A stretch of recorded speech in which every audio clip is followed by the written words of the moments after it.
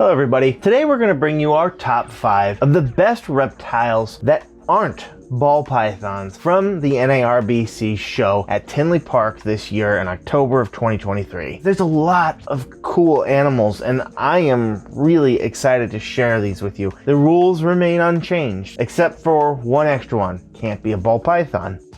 At number 5, from Snakeful Grace, would be this Moonstone Western Hognose snake, or Plains Hognose snake. And what Moonstone is a super Arctic lavender hognose. This animal has purplish colors, and they were nice enough to tell us all about them and put other animals side by side so that you could really see these colors pop. So it has a very plum color in their own words, and I completely agree, especially when you look at the belly of this animal. It is very, very, very beautiful. It's insane, and I think Moonstone is a really good name. Lavender is a recessive gene, much like it is in ball pythons, and Arctic is an incomplete dominant, or in this case it's the super because it has 2 copies of it. And it really, really pops here. It's just so beautiful. I love the purples on the stomach especially.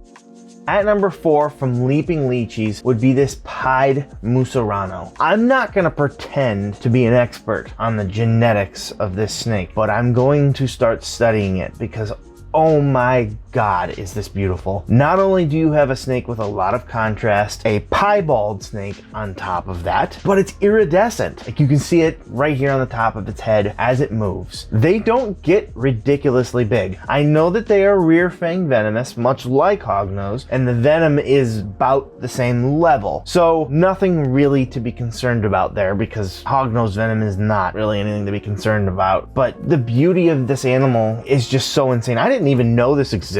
Again, I don't really know the genetics. I'm assuming that pied, if it has a super form in these animals, is a incomplete dominant, not a recessive as it is in the ball python community. But I just can't get over a piebald that is iridescent. I really love everything about it. As an animal, it is gorgeous, and it is probably the one that I wanted to take home the most as an impulse buy, but I wasn't ready for that. That would be irresponsible for me to do that. At number 3 would be these Paradox day geckos. The rep room is producing insane animals here, but these Paradox ones are out of this world. They are one of the most beautiful lizards I've ever seen. If day geckos were a little more handleable, I would have one because they are beautiful. Look at this. That's insane. These aqua blues, the orange spots. This is straight out of the tropics, and then fading into like a lighter green head, keeping the orange spots on the head as well. That is one of the coolest lizards I've ever seen in my life. And then look at this one too. It doesn't have quite the same colors, but it has these darker tones through it, almost like I would consider how a GHI would work in a ball python. It almost looks like it's wearing pants from this picture here.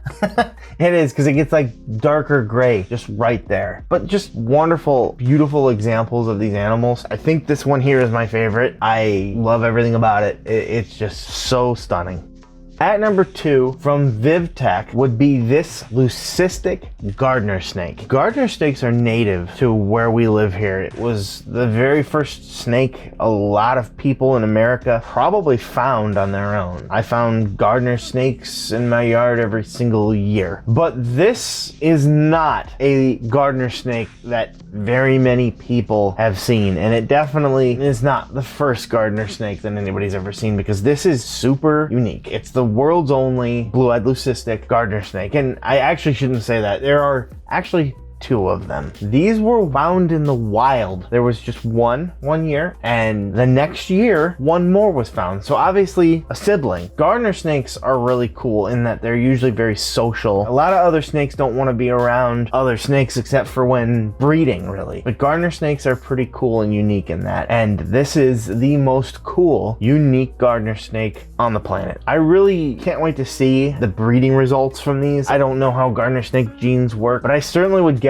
that we're going to be able to reproduce this just from how clean and beautiful it is, and the fact that there was another one. So I'm looking forward to it, and I think it's really cool that one of the most underrated snakes in the world has one of the most cool morphs out there now.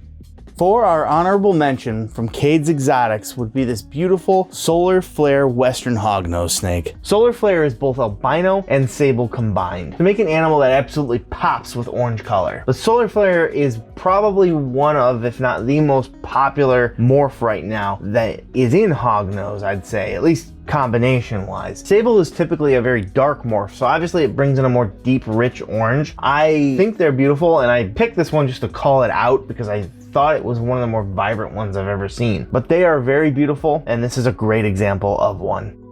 And at number 1, from the bug plug, would be this completely leucistic crested gecko. This is a super genetic hypo, otherwise known as the blizzard. So this is an actual morph, not necessarily a line bred thing. I am, again, no expert in crested gecko morphs or genes or anything like that, but I know a lot of it is line bred. I didn't even know this was crested gecko. Like, not gonna lie, I have a crested gecko, but it just looked so unique. I thought it was a different kind of gecko. It's almost alien looking. The blues in the eyes just do it even more justice. The absolute rarity of it on top of the beauty is why I had to just give it the number 1 pick. So they're actually releasing animals from this project. I think that this definitely brings in a lot of flavor to the crested gecko community. Yes, someone could say it's just a white animal and where could you go from there, but leucistic ball pythons are very, very popular for a very easy reason. They're beautiful, and it's the same thing here. So as these start getting worked, expect these to explode. That is a reason to get into crested geckos if I have